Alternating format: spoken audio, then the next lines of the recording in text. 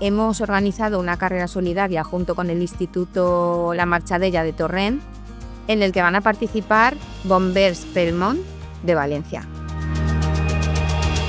Vamos a hacer visible la necesidad y que requiere este colectivo, echando una mano a Lampa, que nos ha invitado a ayudar en esta carrera solidaria.